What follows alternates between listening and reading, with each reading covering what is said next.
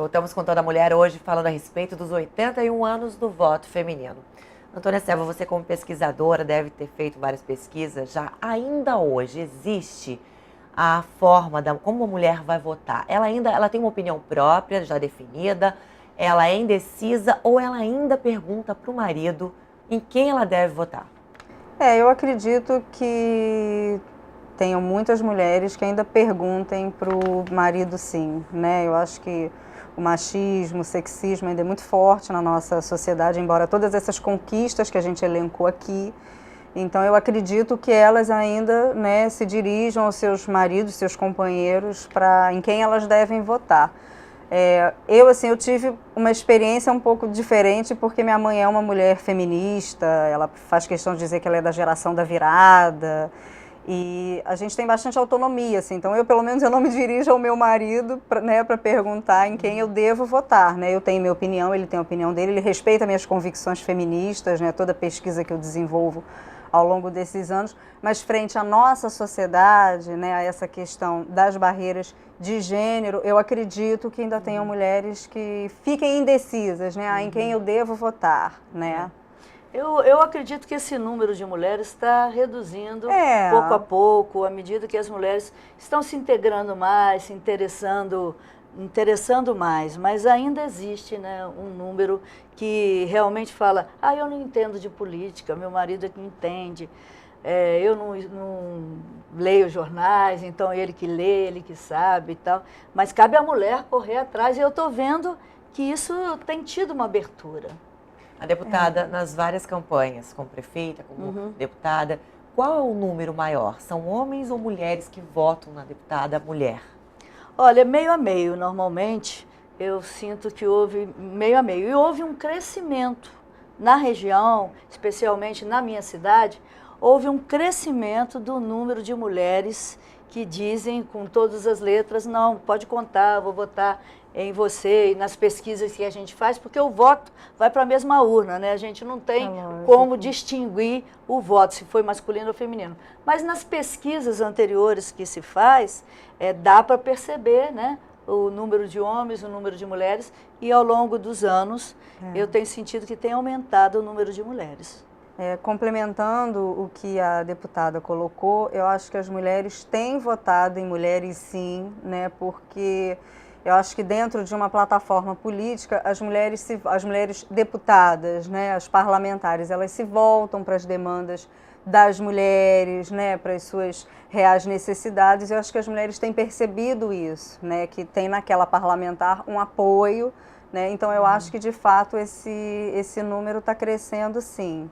Né, mas eu acredito que ainda haja as pessoas ainda perguntam, em quem você vai votar, né, porque as pessoas ainda são muito indecisas, ainda precisam da opinião do outro para decidir o seu voto. E com as cotas, eu acho que há uma tendência de ampliar essa consciência, né? Porque de início pode ser, vamos complementar simplesmente com mulheres para a gente não perder a vaga, né? Mas a tendência também, e a lei agora fala de recursos para a formação de mulheres, cada partido no fundo partidário tem que fazer formação de mulheres, então há uma tendência a crescer a consciência daquelas que filiam para sair candidatas, né, daquelas que estão filiadas ao partido simplesmente para fazer política, né, e da sociedade como um todo. Agora eu quero dizer que a gente não é contra os votos do homem, não. Os homens podem votar, que eu aplaudo também. As últimas eleições mostraram isso, né? Pela primeira vez foi eleita uma presidente do Brasil. A LERJ de 70 deputados continua com 13 mulheres deputadas, mas ainda é pequeno. Lá na Câmara Federal também não chega nem perto do número de homens. Por quê? Por causa das cotas, os homens ainda são maioria e pensam isso que a deputada falou. Não, vamos só colocar a deputada ou a vereadora para só segurar a vaga. Por que as mulheres ainda são minoria? Há toda uma política, uma cultura machista, né? O poder é macho e branco, né? Então exclui o restante da sociedade. Então eu falei que a questão da cota foi um passo importante e agora mais do que nunca a complementação da lei colocando a cota como obrigatoriedade, colocando o percentual de recursos para a formação, o percentual para a aparição nos programas de TV, né, partidários. Isso tudo vai abrindo. Agora, eu penso que se não existir a reforma política, a gente vai ficar sempre meio capenga, porque os recursos são privados para fazer a campanha. As campanhas estão cada vez mais, financeiramente falando, mais altas, né, de valores. E as mulheres têm muito mais dificuldades de sair correndo para pegar um recurso, para conversar com um, com o outro, dizer, olha, aporte recurso na nossa campanha e tal. Então, acaba saindo em desvantagem. Mas, como eu falei, eu acho que a organização das mulheres tem aumentado e isso a gente poderia ir com mais velocidade, né? Eu não estou contente da forma que está, mas acho que devagarinho a gente está ampliando. O fato de termos uma mulher no poder, a presidente Dilma, ela pode ou ela pensa politicamente, profissionalmente, na hora de eleger, na hora de indicar alguém para algum cargo, como o da Petrobras, do IBGE, ela pensa já em colocar uma mulher ou não? Não, eu acho que ela olha a questão da competência, do histórico, mas, de outro lado, ela procurou também ampliar o número de mulheres, né, nos espaços, seja nas empresas, você citou a Petrobras aí, né, tem a Graça Foster, como nos diversos ministérios, inclusive ministérios importantes. E o fato da presidenta ser mulher, né, ela mesma disse no discurso de posse, a mulher pode. Né, isso vai criando também essa consciência, vai quebrando barreiras, com certeza. E o que uma mulher, na hora de votar, eu voto, deputada, pesquisadora também, ela pensa num candidato na hora de votar, o que ela espera desse candidato?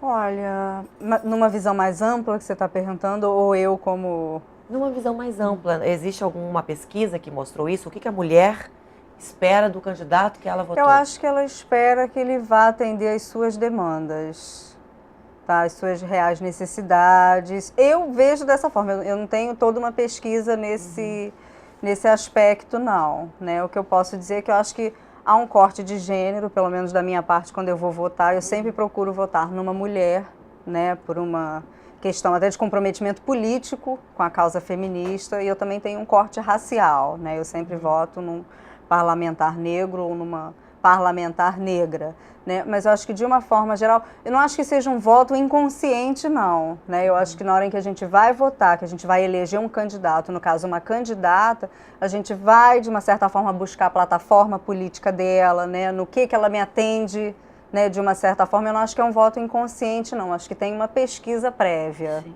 Agora, eu fiz desse dia também o Dia Estadual do Voto Consciente. E eu penso que as mulheres estão junto de uma sociedade que a cada vez mais está diminuindo a consciência do voto. Está muito naquilo, o que você vai me dar pessoalmente?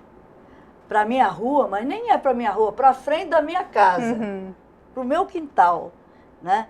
Então, a gente precisa pensar no coletivo, no todo. Quando uma mulher se liberta, ela está ajudando outras mulheres a se libertarem. Né? Quando a mulher pensa, olha, eu vou votar em alguém que tem uma plataforma para ampliar o fornecimento de água potável, encanada no meu bairro, ela está pensando nela, porque ela em casa, normalmente ela sente mais essa dificuldade que os homens, mas ela está pensando na população como um todo. Quando ela fala, não, vou votar em fulano ou na fulana, porque defende o direito das mulheres contra a violência contra a mulher, apresentou projetos em relação a isso, fala que é preciso as mulheres estar no espaço de poder, então ela está pensando em alguém que defende a ela, mas defende também todo um coletivo.